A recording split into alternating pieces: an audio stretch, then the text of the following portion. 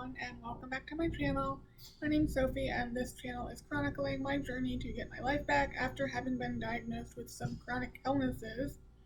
Today I wanted to finish talking about my second week here at the Cleveland Clinic and sort of the next steps of what's going to happen now that I am going back home.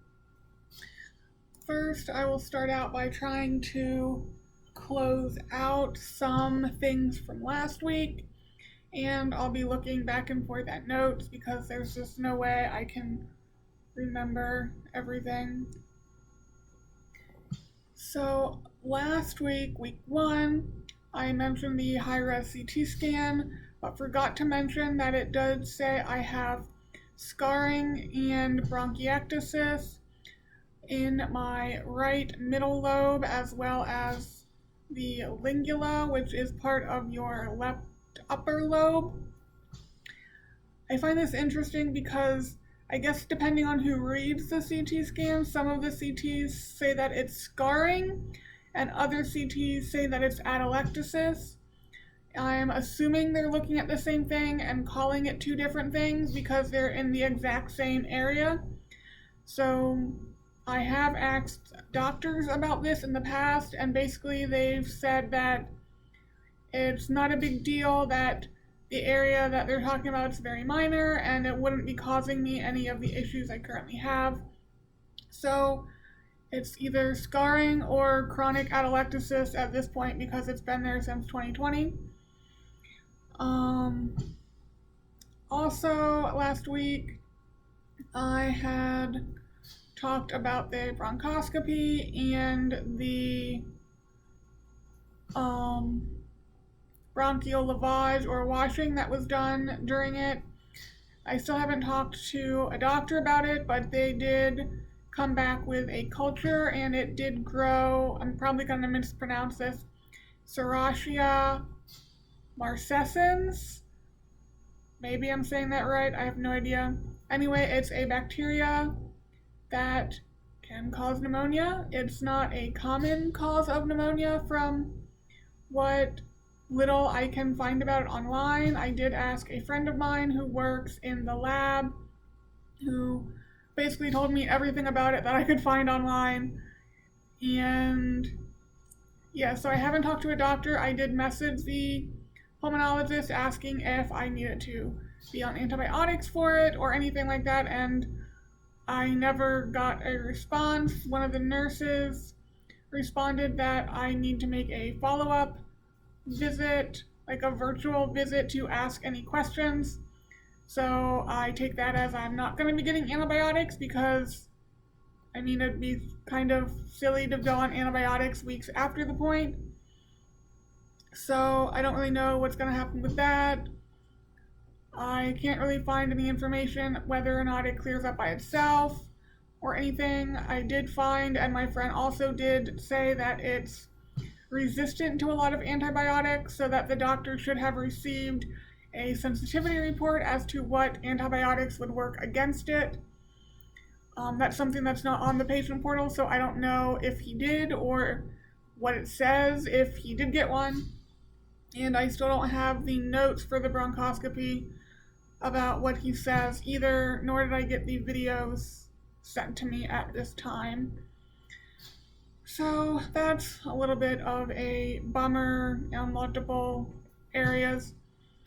And then last week, Thursday on the 6th, I guess it would have been, I messaged the cardiologist basically asking why the invasive cardiopulmonary exercise test wasn't done and how what was done did not give us the information we needed. And he did call me Friday while I was getting the bronchoscopy. I called him back Monday, which would have been the 10th, and I didn't get a call back at all this week. I called him again today, and the person who took the message said that she was going to mark it as high priority and tell him to call me back before the weekend. It is currently going on 7 p.m. on Friday, October 14th, and I never received a phone call. So I still don't know why the test wasn't completed like we have talked about. So I don't know. I don't know. But maybe I'll eventually hear from him. I do have a virtual appointment with him November 23rd, so I will eventually get an answer. I just might take until November 23rd at this point, because once I got back home, I have a lot of appointments and whatnot. So I'm sure he's not going to be able to get a hold of me then either. Moving on to this week now. Monday, I had pulmonary function test, which I've had plenty of times in the past 2.5 years. I did do them seated and lying on my back this time. I've never done them lying on my back. I thought it was interesting, and I don't have any results. They're not on the portal. I keep checking. They're just not there. So when I get all of the results back, I will make another video and let you guys know what everything else is saying. I just don't have a lot of data back from the second week at the moment. Then on Wednesday, I had the EMG, the electromyography, and the NCS, the neural conduction study. So it's really a 2-ish part study. The first part I had done was the nerve conduction study. So what they do there is they put electrodes on you and like at different locations, and then they kind of give you a shock in one area and it will make your muscles jerk. Kind of if you've ever had or seen anyone have like TENS unit for physical therapy, it's similar, but it is much more intense with the nerve conduction study. Your muscles are actually jerking. Parts of it were uncomfortable. I don't know if I'd go to say painful, but definitely uncomfortable. They do one for the shoulder, so like your arm sort of like jerks out, but also at times I could feel it like down into my abdomen, and it was just really weird. And then they also do one on your face, which I could feel down into my neck, which is not pleasant since I have breathing problems already. And when they would do the electric pulse, it would kind of like take my breath away, which I was not a fan of. So there's sort of 2 parts to that test. The first part was just them testing the muscles to see like how quickly the muscles respond to the electrical impulse. The second part was a repeated impulse to see if your muscles fatigue after multiple stimulations. So they would do like 4 impulses in a row, and then they would have you like press against them for a minute. So they did this on my thumb, my shoulder, and then my face. So I had to like push my thumb up against hers, shrug my shoulder up, and squint my eyes as tight as I could for a minute, and then I relaxed, and then they gave you 4 stimulations, and then there was a period of 5 minutes at which point in like 30-second to 60-second intervals they would give you another 4 stimulations to see how much the muscle reacted and if it was less over time, just seeing about muscle fatigue. So those were the 2 parts of the nerve conduction study. The electromyography is, the doctor called it listening to the muscle, just seeing what kind of electrical activity is going on with the muscle, and that is done with a small needle in the muscle. It kind of feels like getting your blood drawn most places. The only place I would say was uncomfortable was, I don't know if we're going to be able to see it, right here, there's like 2 little dots because it popped out, so I had to go back in. That was probably the most uncomfortable one, simply because it's so like close to the surface, I guess. And there you are moving your muscles a little, so you would have me like, when he was near my foot, like lift my ankle up, so like I was pushing up with my ankle, and then like pushing down like you're driving a car. And sometimes he would say like, okay, don't push as much or push harder.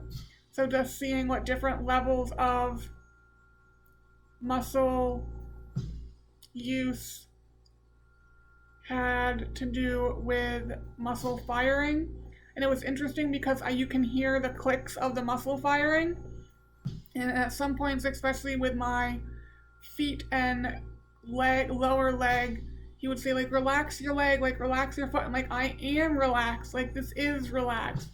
But I could tell it was twitching or something internally because I could hear the clicking. So that was the two parts to the electromyography and the nerve conduction study. Whew. Anyway, I did get those results the same day, which I thought was going to take a couple days, but it was like a few hours later when I got the notification on my phone that I had new results. So I'm just going to read sort of what the results say. No evidence of myasthenia gravis or a generalized motor axon loss disorder or peripheral polyneuropathy. A number of muscles demonstrate modest motor unit potential changes of decreased amplitude, reduced duration, and minimal polyphagia. While these findings can be seen in myopathy, the findings are insufficient for a reliable diagnosis. So, as with the bronchoscopy and the cardiologist, I have not heard from the neurologist. I am working on a message to him about some stuff that he put in his note. I'll probably send that next week, and I will ask at that time, if I haven't heard from him, what, if anything, we are going to do about these findings. Just to try to explain the findings a little bit more. So amplitude is sort of like how much voltage a muscle is producing. So decreased amplitude, my muscles aren't producing as much voltage as expected. Reduced duration, so not as long. And minimal polyphagia, which I had to look up. So apparently, if we all go back to high school, with the action potential, it increases and then it goes back below like the 0 line before it like recharges again. So polyphagia is how many phases, like how many times it crosses that like balanced line. So my muscles, my action potential isn't crossing as many times as it normally would. I'm sure I explained that wrong. It's going on 7 p.m. It's been a long day. It's been a very long 2 weeks. I will try to make a separate video maybe about the electrical myography and the nerve conduction study when my brain is working a little better than it is right now. But I think that's a good enough explanation. It doesn't have as many waveforms as it should.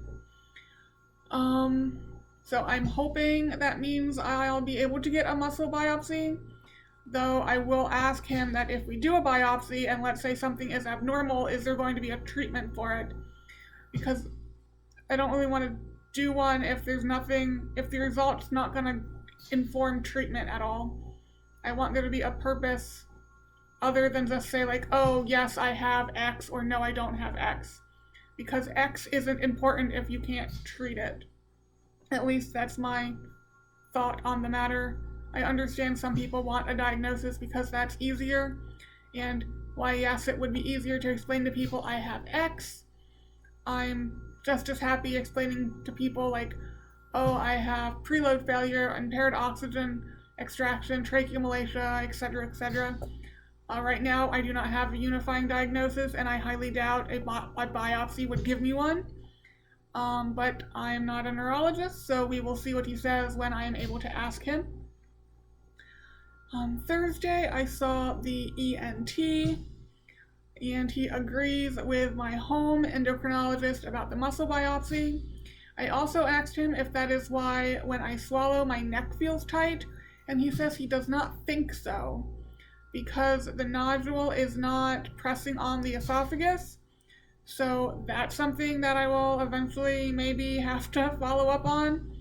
Time is running out in terms of my health insurance, and I still don't know what I'm going to do about that.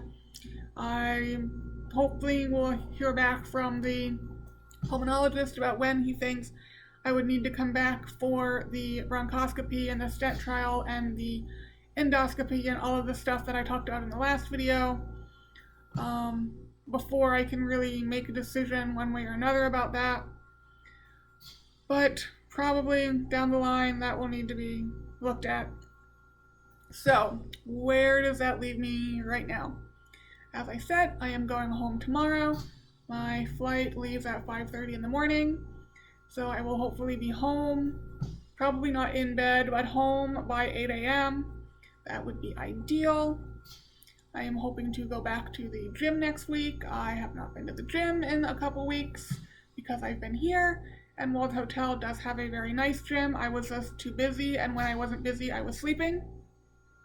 I also plan to go back on the ketogenic diet, or at the very least a very low processed food diet, because all I have eaten here basically has been processed food. I had Burger King twice, Subway twice, Panera Bread twice, and all of the other days I had sandwiches from the loaf of bread and the lunch meat I bought with like Ritz crackers or Quest potato chips or protein cookies. So I feel like I haven't had any like real food for 2 weeks, and I'm just tired of it. I'm tired of sodium. I'm just tired of everything I've been eating. I plan on cooking rice when I go back, some rice, peas, and tuna. That is the plan for tomorrow. But that will be nice. So lower carb, lower sodium, real food. Can't wait. And video-wise, like I said, I will continue to update you guys as results come back.